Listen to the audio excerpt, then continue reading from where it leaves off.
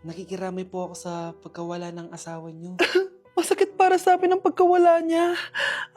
Kailan pala namin makukuha yung mga ipapamana niya sa amin?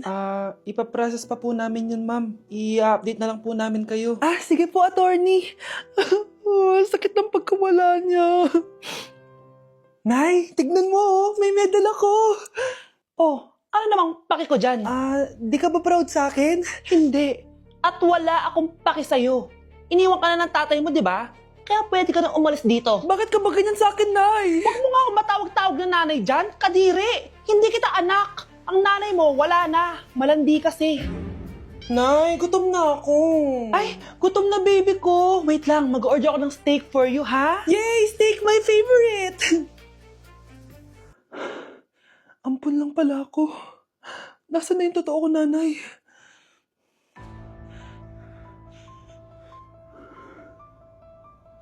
Tulog sila.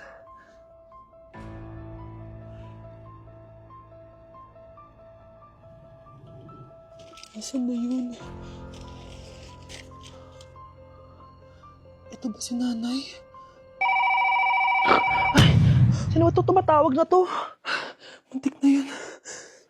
Attorney? Hello, ma'am. May update na po sa ipapamana ng namatay niyo pong asawa. Sige. Punta ka dito sa bahay.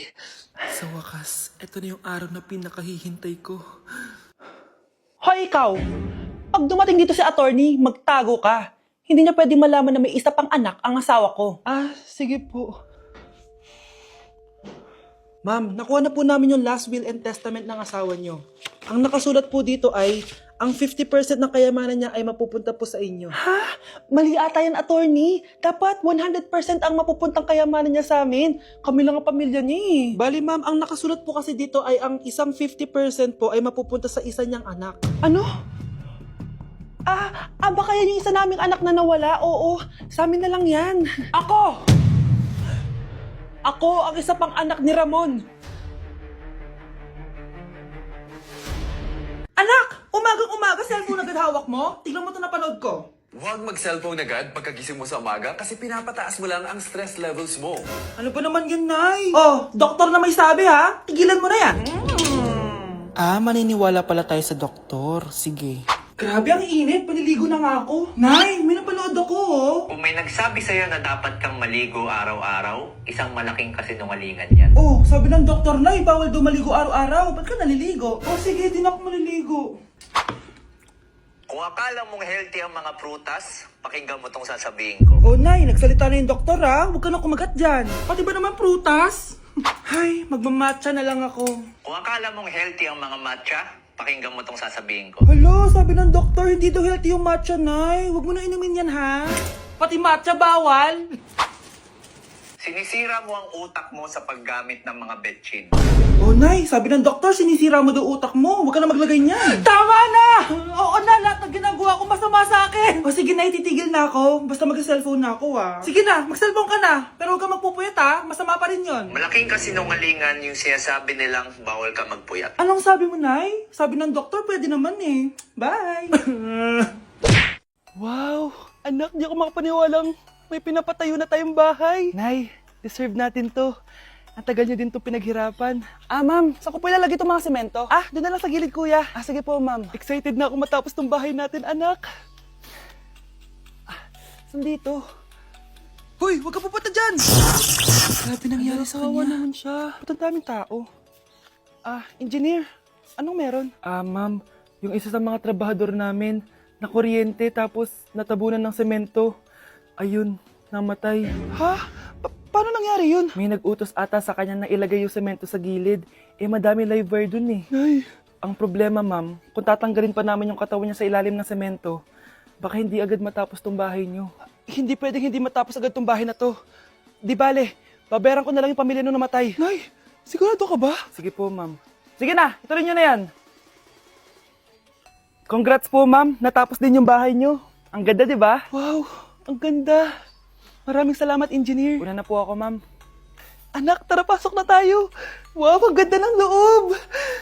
Nay, hindi talaga ako mapakali na may bangkay dito sa ilalim ng bahay natin. Huwag kang okay, anak. Kasalanan niya naman kung bakit siya namatay eh.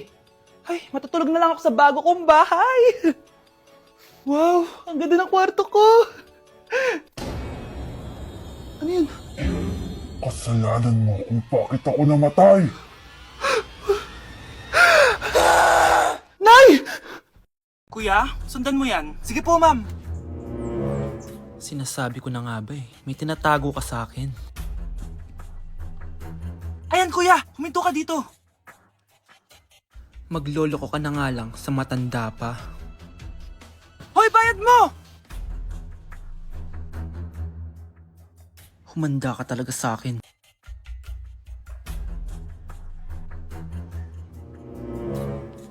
Ang sweet niyo naman, may paregalo ka pa ha? Ano yun? Scarlett? Anong ginagawa mo dito? Manloloko ka! Pinagpalit mo ako dito sa matandang pangit na to? May paregalo ka pa, ha? Eh, sa akin nga, wala kang binibigyan na regalo, eh. Scarlett, magpapaliwanag ako. Manahimik ka! At ikaw naman, matandang pangit, sayong-sayo na tong boyfriend ko! Magsama kayong dalawa! Aba, walang respeto tong girlfriend mo Ano pinagsasabi mo, Scarlett? Nanay ko to. Excuse mo lang yan! Eh, mukha nga nagtatago ka kanina, eh. Nagtatago ako kasi isusurprise namin yung tatay ko. Ganitong babae ba yung gusto mo, anak? Yung walang modo? Nay, pagpasensyahan niyo na siya. Tita, sorry po. Anong sorry?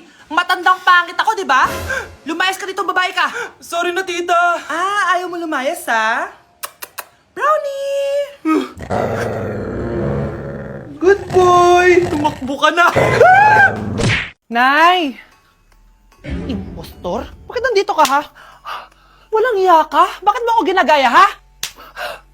Baka nakakalimutan mo. Nanay mo ang sumira ng mukha ko. Ha? Wow! Hoy, Sofia! Tandaan mo! Katulong ka dito, di ba? Huwag kang paupa-upo lang dyan. Ma'am, kakatapos ko lang po maglinis. Nagpapahinga lang po ako.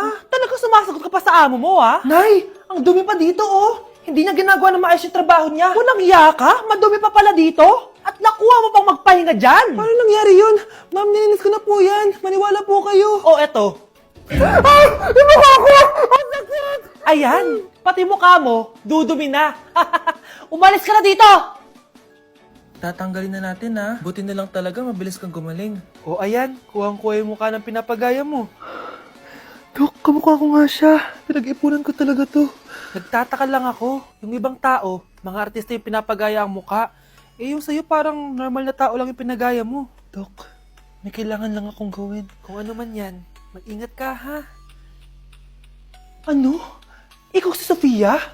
Napakawalang ya mo din, eh, no? Niloko mo pa kami! Mas walang ya kayo, mga hayop! Nay, Baka gusto niya ulit mabuhusan ng asido sa mukha. Asido, gusto mo ng round 2? O eto, round 2. Sige, ibuhos mo. Naka-live ako, oh. Ipakita nyo kung sino talaga kayo. Ano? Alisin mo yan. Ano, takot na kayo, no? Tignan ko na lang kung hindi kayo masisira sa mga tao. Hindi kami pwede masira.